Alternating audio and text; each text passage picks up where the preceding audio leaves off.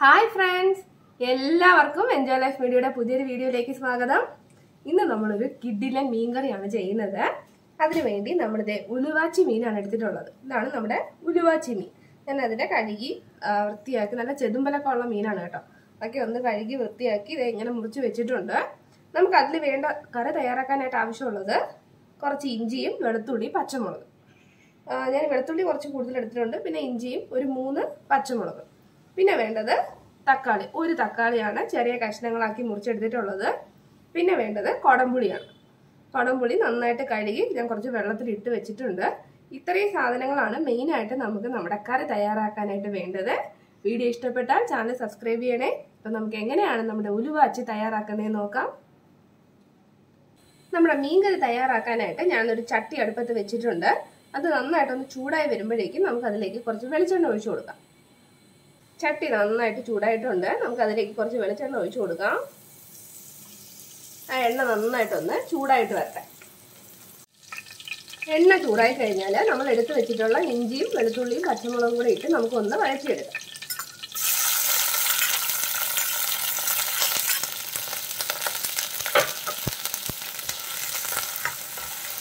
അതിലൊരു പച്ചമണം മാറുന്നത് വരെ നമുക്ക് നന്നായിട്ടൊന്ന് വഴറ്റിയെടുക്കാം.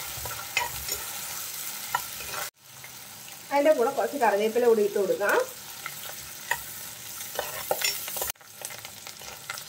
ഉലുവാച്ചി മീനിന്റെ ഫോട്ടോ തമ്മിൽ ഇട്ടിട്ടുണ്ട് കേട്ടോ. നിങ്ങളുടെ നാട്ടിൽ ഇനി ആ മീന് വേറെ പേരാണെങ്കിൽ ഒന്ന് കമന്റ് ചെയ്യണേ. ഇവിടെ അതിന്റെ ഉണക്കമീനൊക്കെ ഇഷ്ടംപോലെ കിട്ടും കേട്ടോ.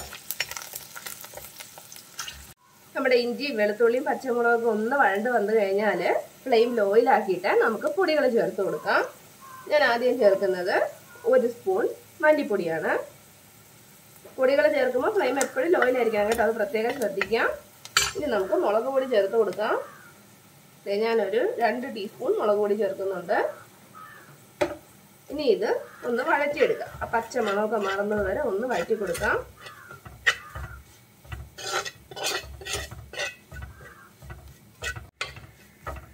പൊടി ചെറുതായിട്ടൊന്ന് മൂത്ത് വന്നു കഴിഞ്ഞാൽ നമ്മൾ അരിഞ്ഞു വെച്ചിട്ടുള്ള തക്കാളി ഇട്ട് കൊടുക്കാം.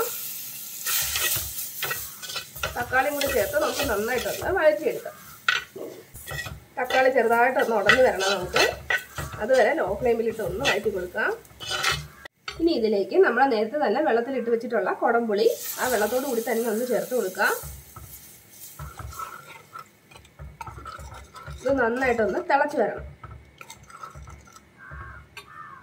അതൊന്ന് തിളച്ച് വന്നാലുടനെ നമ്മുടെ ഗ്രേവിക്ക് ആവശ്യത്തിനുള്ള വെള്ളം ഒഴിച്ചു കൊടുക്കാം. ചെറിയ ചൂടുവെള്ളമാണ് ഏറ്റവും നല്ലത് കേട്ടോ.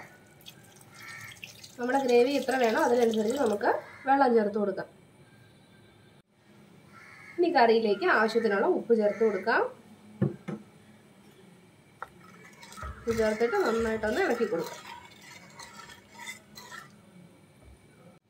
നമ്മുടെ കറി ദേ നന്നായിട്ട് തിളച്ച് വന്നിട്ടുണ്ട്. നമുക്കിനി മീനിട്ട് കൊടുക്കാം. ഒന്ന് അടച്ചു വെച്ചാൽ പെട്ടെന്ന് തിളച്ച് കിട്ടും കേട്ടോ. നമുക്ക് നമ്മുടെ മീൻ അതിലേക്ക് ഇട്ട് കൊടുക്കാം. മീൻ ഇട്ടതിന് ശേഷം ഇപ്പോഴൊന്നും ഇളക്കാൻ പാടില്ല കേട്ടോ, അതൊന്ന് വെന്ത് കിട്ടണം.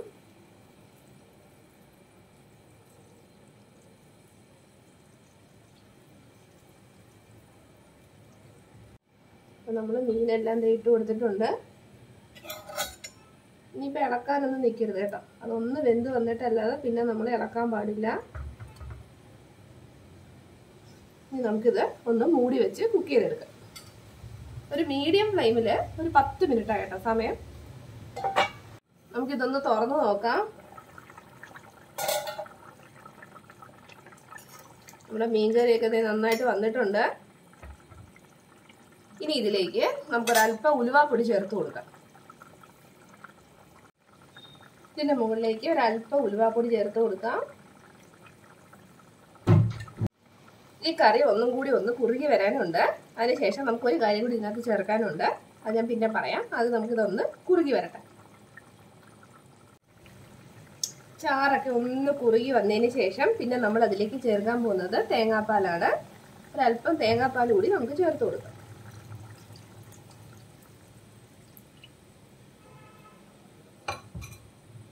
തേങ്ങാപ്പാൽ ചേർത്ത് കഴിഞ്ഞാൽ ഒന്ന് ചൂടായാൽ മതി കേട്ടോ, തിളയ്ക്കേണ്ട ആവശ്യമൊന്നുമില്ല. നമുക്ക് കുറച്ച് കറിവേപ്പില ഇട്ട് കൊടുക്കാം.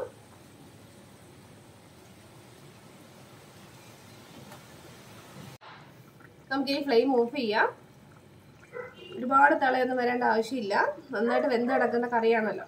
അപ്പോൾ ഇത്രേ ഉള്ളൂ നമ്മുടെ സിമ്പിൾ ഫിഷ് കറി. എല്ലാവരും ഒന്ന് ചെയ്ത് നോക്കണേ. കിടിലൻ ടേസ്റ്റാണ്. ഈ ഉലുവാച്ചി കറി ഈ രീതിയിൽ ചെയ്താൽ ഒരു പ്രത്യേക ടേസ്റ്റാണ്. എല്ലാവർക്കും ഇഷ്ടപ്പെടുമെന്ന് വിശ്വസിക്കുന്നു. വീഡിയോ ഇഷ്ടപ്പെട്ടാൽ ചാനൽ സബ്സ്ക്രൈബ് ചെയ്യുക. പുതിയൊരു വീഡിയോയുമായി നമുക്ക് വീണ്ടും കാണാം. അതുവരെ ബൈ ബൈ.